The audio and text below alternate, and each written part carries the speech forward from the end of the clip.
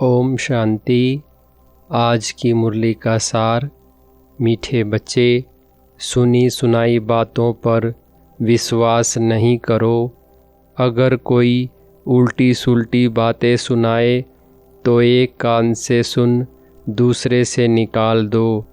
प्रश्न है, जो बच्चे ज्ञान की खुशी में रहते हैं उनकी निशानी क्या होगी? उत्तर है, वे पुराने कर्म भोग का हिसाब किताब उस खुशी में मर्ज करते जाएंगे। ज्ञान की खुशी में दुख दर्द गम की दुनिया ही भूल जाती है। बुद्धि में रहता अब तो हम खुशी की दुनिया में जा रहे हैं। रावण ने श्रापित कर दुखी किया, अब बाप आए हैं उस दुख की गम की दुनिया से निकाल खुशी की दुनिया में ले जाने। सुनते हैं मुख्य पॉइंट्स। पहली पॉइंट, तुम्हें पाके हमने मीठे मीठे रूहानी बच्चों ने गीत सुना। ज़रूर बच्चों के रोमांच खड़े हो जाने चाहिए, क्योंकि गाया जाता है खुशी जैसी खुराक नहीं। अभी तुम सभी रूहानी बच्चों को बेहद का बाप मिला है। बेहद का बाप तो एक ही होता है और बच्चे जानते हैं जब और बच्चे बनेंगे तो उन्हों के भी रोमांच खड़े होंगे। तुम जानते हो हमारा राज्य था, फिर राज्य गवाया, अब फिर राज्य लेते हैं। भारतवासियों के लिए यह खुशखबरी है ना, परंतु जबकि अच्छी रीति सुने और समझें, बरोबर यह खुशी की बात है ना। कल्प कल्प बाप आते हैं। बाप का जन्म भी यहाँ गाया जाता है। त्योहार भी जो हैं सब इस समय के हैं। बाप ने आकर तुमको बहुत सहज रास्ता बताया है। दूसरी पॉइंट, मनुष्यों को तो अनेक प्रकार के गम हैं। यहाँ इस ज्ञान की खुशी में वह गम दुख आदि सब मर्ज हो जाते हैं। जैसे कोई बीमार ठीक होने पर आता है तो सबको खुशी होती है। बीमारी आदि दुख की बातें जैसे भूल जाती हैं। पीहर घर, ससुर घर, मित्र संबंधी आदि सब खुशी में आ जाते हैं। तुम बच्चे जानते हो हम सब विश्व के मालिक थे, फिर रावण ने श्राप दिया है। यह है गम की दुख की दुनिया, फिर कल होगी खुशी की दुनिया। खुशी की दुनिया याद रहने से गम दुख आदि सब भूल जाने चाहिए। तीसरी पॉइंट, भिन्न भिन्न प्रकार का कर्म भोग है। अबलाओं पर भी कितने अत्याचार होते हैं। अनेक प्रकार के विघ्न आते हैं। यह विघ्नों के कर्म भोग के दिन बाकी थोड़ा समय है। बाप धीरज देते हैं, बाकी थोड़े रोज हैं। कल्प पहले भी हुआ था। कर्म भोग का हिसाब किताब चुकतू होना है। खुशी में यह सब मर्ज करते जाओ। बस बाप और वर्षे को याद करते रहो।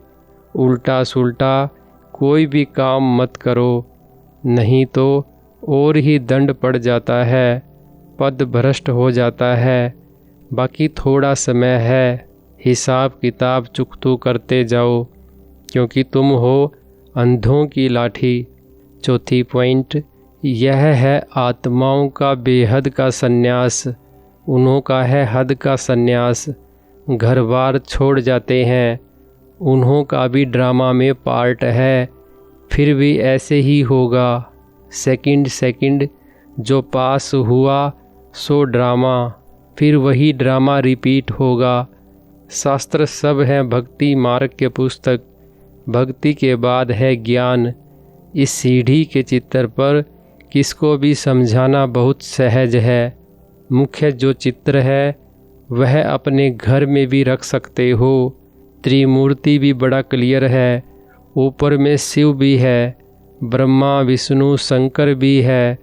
सूक्ष्म वतनवासी, फिर ऊंचते ऊंच है भगवान। पांचवी पॉइंट, तुम बच्चे जानते हो बाबा हमको फिर से वही रजाई देते हैं, वह हमारी रजाई कोई छीन न सके। रावण की प्रवेशता तो होगी द्वापर से, रावण ने हमारी रजाई छीनी है, जिसको दुश्मन ही समझो, क्योंकि दुश्मन का ही एफिजी बनाकर जलाते हैं। यह बहुत पुराना दुश्मन है। कहते भी हैं रावण राज्य, परंतु किसकी बुद्धि में नहीं आता है तो घोर अंधियारा कहेंगे ना। बेहद का बाप है नॉलेजफुल, उनको ज्ञान का दाता दिव्य चक्षु विधाता कहते हैं। अभी तुम आत्माओं को ज्ञान का तीसरा नेत्र मिला है। आगे तो कुछ नहीं जानते थे, अब सब जान गए हो। 6 पॉइंट, तुम देखते हो बाप ज्ञान सुनाते हैं, जिस ज्ञान से फिर आधा कल्प सद्गति होती है। भक्ति को ही आधा कल्प चलना है। ज्ञान से सद्गति संगम पर ही होती है। कोई भी बात बच्चों की कब छिप नहीं सकती। बाप कहते हैं कोई भी बुरा काम हो जाए तो बताओ। बाबा जानते हैं कईयों से बुरे कर्म होते रहते हैं। रावण राज्य है ना, माया चमाट मारती है, परंतु छिपाते हैं बहुत। बाबा कहते हैं कोई भी भूल होती है तो फौरन बतलाने से आगे के लिए युक्ति मिलेगी, नहीं तो वृद्धि होती जाएगी। 7 पॉइंट, बाबा को लिखते हैं बाबा माया का बहुत ओपोजिशन होता है। सदैव तो किसका योग नहीं रहता जो माया से बच सकें। देह अभिमान बहुत आता है, बहुत हैं जो माया के थप्पड़ खाते हैं। बाबा के पास समाचार तो सब तरफ से आते रहते हैं ना। अखबारों आदि में तो उल्टा सुल्टा भी कितना डाल देते हैं। आजकल मनुष्य बातें तो कितनी भी बना सकते हैं, तमो प्रधान है ना। व्यास की जब रजोबुद्धि थी तो क्या क्या बातें बैठ लिखी हैं। बाप बच्चों को समझाते हैं सुनी सुनाई बातों पर कभी भी विश्वास कर बिगड़ो मत। फलाने ने ऐसे कहा, यह किया, माथा ही फिर जाता है। समझते नहीं तमो प्रधान दुनिया है। 8 पॉइंट, भारत में ही देवी देवता होकर गए हैं तो मंदिर भी भारत में बहुत हैं। क्रिश्चियन की चर्च में क्राइस्ट ही क्राइस्ट देखेंगे। देवताओं के कितने ढेर मंदिर हैं। बाप आए हैं हमको मनुष्य से देवता बनाने अथवा भारत को स्वर्ग बनाने। हम बाप को याद कर पावन बन रहे हैं। बाप के साथ हम भी भारत को स्वर्ग बना रहे हैं। जैसे हम बाप के साथ आए हैं भक्ति मार्ग में, देवताओं के मंदिर मूर्तियों आदि पर कितना खर्चा कर बनाते हैं। उत्पत्ति कर, पालना कर, फिर विनाश कर देते हैं। 9 रोज के अंदर ही डुबो देते हैं। 9 पॉइंट, शास्त्रों में महाभारत लड़ाई तो दिखाई है, उसके बाद क्या हुआ यह दिखाया नहीं है। कह देते हैं प्रलय हो गई। अब श्री कृष्ण का एक तरफ तो माता के गर्भ से जन्म दिखाया है और दूसरे तरफ फिर कहते हैं कि पीपल के पत्ते पर अंगूठा चूसता आया। कुछ भी समझते नहीं।